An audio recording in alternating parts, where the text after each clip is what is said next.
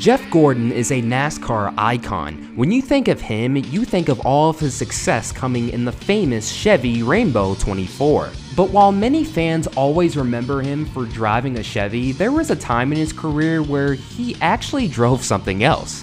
This is when Jeff Gordon drove for Ford. At just the age of 5, Jeff Gordon began his racing career driving in quarter midgets and then progressed from there. His family moved to Indiana in the 1980s because it was perfectly legal for a teenager to drive in sprint cars. Safe to say, the move paid off as he became one of the greatest USAC drivers in series history. After winning multiple USAC championships as well as marquee races in the series, he wanted to progress the IndyCar, but sadly, the opportunities weren't there. However, there were plenty of opportunities for him to progress his professional career in NASCAR. His Busch Series debut took place driving for Hugh Connerty Racing in the number 67 Outback Pontiac. At just the age of 18, he qualified on the front row, but unfortunately DNF'd. Lucky for him, he showed enough promise and skill to wow both car owners and manufacturers, one of those being both Bill Davis and Ford Motor Company. For 1991, Jeff Gordon would be competing for the Busch Series Rookie of the Year award with Bill Davis Racing driving the number 1 Ford sponsored by Carolina Ford dealers. This was going to be a development plan for him and the team to eventually move up to the Winston Cup Series. But the first season wouldn't be without its growing pains. After failing to qualify for the season opener at Daytona, he would make all of his starts the rest of the way, but his first few weren't looking too good. Coming around on the bottom of like in turn 4 is going to involve Jeff Gordon, the youngest driver. There's Jeff right there, swapping the end, hitting the end of pit wall. Jeff Gordon was the principal car involved. You see Jeff there sideways. Somebody in the white car doing a heck of a job. I think that was Steve Grissom. Check that, Joe Nemechek, and then Ward Burton on the high side got stopped. It looked for a moment like 44 Bobby Labonte might have been the big winner in all that when he dove down. Oh, and we have got a spin. It is Jeff Gordon in the number 1 Ford has spun out. Everything looks all right. A little damage to the right front corner of the car. Now that's the Jeff Gordon car which triggered all the mayhem. Sliding into that is Ed Barrier, Jeff Green, Rich Burgess, the Cecil Eunice car is there. We also see damage on the Tommy Houston machine and also Ward Burton. So that is 6 cars involved in our first caution of the event. This is our speed camera in turn 4, and there you see Jeff Gordon. This was our second caution of the day. Dale Jarrett and Gordon involved in that place. Jeff Gordon goes flying up the racetrack into the wall and over in turn number 2. Trouble for the 19-year-old sensation, brings out the caution for the 15th time on lap 248. His first 7 starts of the season saw him as low as 22nd in the points with only 1 top 10. Slowly but surely, things began to turn around performance-wise. At Lanier, he qualified a solid 3rd place and wound up finishing 2nd, his first career Busch Series top 5. Throughout the rest of the season, it was very up and down. For a couple of races, he would finish either in the top 10 or the top 5, but then follow those up with a few more DNFs. But his inconsistent performances didn't matter. You have to remember, in this era, for an 18 or a 19-year-old kid to get a Busch Series ride was extremely rare, as he was racing amongst a lot of veterans. Both Ford and Bill Davis were thrilled as they had a potential superstar on their hands. His 1991 rookie season stats consisted of 0 wins, 5 top 5s, 10 top 10s, an average finish of 15.3, and wound up finishing 11th in points, but most importantly, Jeff Gordon walked away with the 1991 Busch Series Rookie of the Year, which to him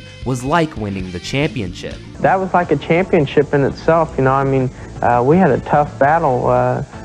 David Green and myself, we had some hard-fought battles, and he was running good, and we were running good, or he was having bad luck, and we were having bad luck. So it was a championship title in itself. Other teams were taking notice of Jeff Gordon's talents and were trying to poach him, one of those being Cale Yarborough in the Cup Series. After Gordon drove in his car in Cup Series testing for a day or two, Carroll Yarborough offered him his ride. However, after deliberating with his family, Gordon decided it would be best to stay in the Busch Series for another season. The one-off race he was supposed to run for the team in 1991 instead went to Chuck Bound. Chuck given that seat, of course, after it was offered to, but then rejected by Jeff Gordon. He could have handled it. He could have stepped into that car and probably handled it real well. But there was not a need for that. He's got plenty of time. He was, I guess he was only 19 at the time. He's only 20 now.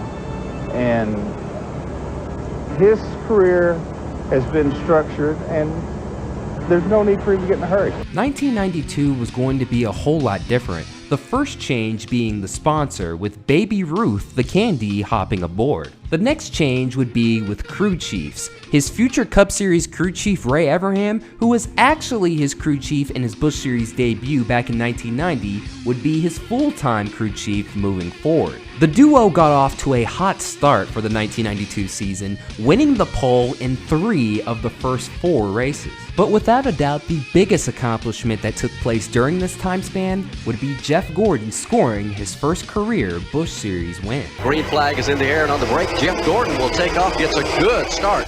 The incident where you ran out of fuel and then caught the caution was the key moment. I thought our perfect day was coming to a quick end there. And there's trouble for the leader in turn 2. The car is slowed coming down the back straightaway. They think he's ran out of gas. We got the break of our lifetime because when we did run out of fuel, someone blew a motor and caused a yellow, and we coasted around.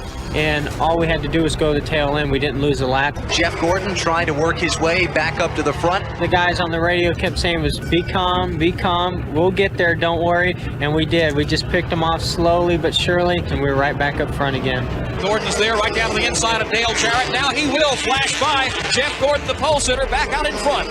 I almost choked up one time. I said, man, keep our fingers crossed. Please let us get this one. In only his 35th start, Jeff Gordon takes the checkered flag and wins the Atlanta 300. It seemed like everything was coming together at the right time. The driver, sponsor, and team combo, everything was clicking all together. After the first 10 races of the season, Jeff Gordon was as high as 3rd in the standings with 1 win and a whopping 4 poles. Even though they had all found the much-craved success they had hoped for when beginning this partnership, the end goal for Jeff Gordon was to get to the Cup Series. Despite all the success they had found together over the past year and a half, a bombshell was about to take place that would change the course of NASCAR history forever. At the end of the season, he will join Rick Hendrick's operation out of Charlotte, North Carolina, in a 3rd Hendrick Chevrolet Winston Cup team, a brand new team being built from the ground up specifically for Jeff Gordon. And I got comments from both Jeff and from car owner Bill Davis, who feels heartsick over this and felt like he was struck by lightning when the news hit because Gordon made the decision without consulting either Davis or Ford Motor Company or his present sponsors. All of these guys on this team, you know, there must be 15 guys, and they've all sacrificed financially and emotionally and everything else because we had a dream and we were on target. It was going real well for us. Bill Davis and myself have we've gotten a very good relationship throughout the last 2 years or year and a half, and the last thing I wanted to do was leave him and leave Ford. You know, I feel real sorry for Lee Morris and Michael Cranifus. They put as much effort, financial and emotional effort into Jeff Gordon's development as I did. Jeff admits that with every lap he runs, there comes a new learning experience. He learned that controversy can be a bigger story than winning. That's what happened earlier this year when Jeff announced that he'd be running in Winston Cup next year for Rick Hendrick in a Chevy, not a Ford. A lot of people jumped the gun and said Jeff Gordon's been brought up by Ford Motor Company over several years, and I think first of all, they have done a lot for me in the last year and a half, but that's as long as I've been involved with Ford, and there weren't any contracts or, you know, we had talked and yes, I wanted to stay in a Ford, and we were going to try to continue working with Ford, but there were no definite decisions on what Jeff Gordon was going to be doing in 1993. Gordon's side of the story is that he saw his Cup Series future at Bill Davis Racing in jeopardy without sufficient sponsorship. Davis, however, contends that sponsorship for Gordon was all wrapped up, but the deal fell through when Gordon bailed on him. He also felt that Gordon had already made his decision to leave for Hendrick Motorsports by the time the meeting with the potential sponsor had taken place. The way I see it, I'm pretty sure Gordon and his camp saw that the young driver needed to look out for his best interests. If that meant bailing on Bill Davis Racing for a potential upstart team in the Cup Series at Hendrick Motorsports, it's harsh, but so be it. That's business. This announcement was made in early May, so they still had most of the season left to go. Later that month, Gordon would score his second career win at Charlotte, but unfortunately, as far as the championship was concerned, he was never a true title threat. It was a similar problem he had went through during his rookie season. For every great race he had, he followed that up with a few bad ones. But overall, it was a much better season performance-wise, and especially in qualifying. By the halfway point of the 1992 season, they scored an impressive 6 poles. Gordon's last win for both Bill Davis and Ford Motor Company came in the fall at Charlotte. So coming down for the finish on this one, we're sure that it's Jeff Gordon and Michael Waltrip. Now we're watching as they're pushing the Parsons car back up, but I think they'll probably penalize that car for taking an assist on this caution finishing lap.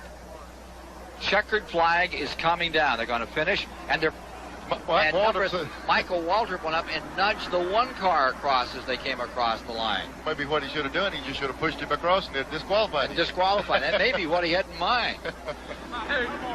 Well, we'll be back in a moment with more from this strange finish to the All-Pro Auto Parts 300 at the Charlotte Motor Speedway.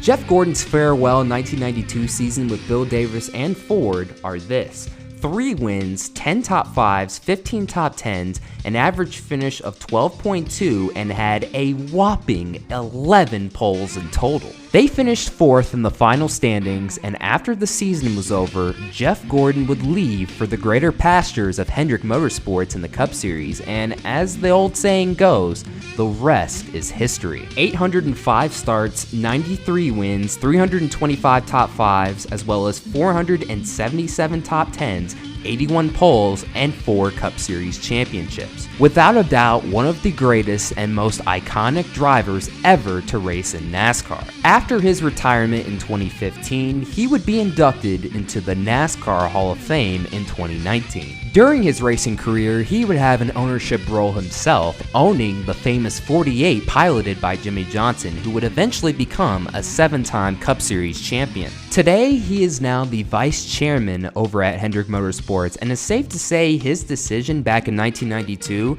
to leave from Bill Davis Racing to Hendrick Motorsports was one of the best decisions in motorsports history. It's a decision that also leaves us with one of the greatest what could have beens in NASCAR history. When you look back at Jeff Gordon's iconic NASCAR career, you're obviously going to think of him in the famous 24. But never forget how his NASCAR career had came to be when Jeff Gordon once drove for Ford.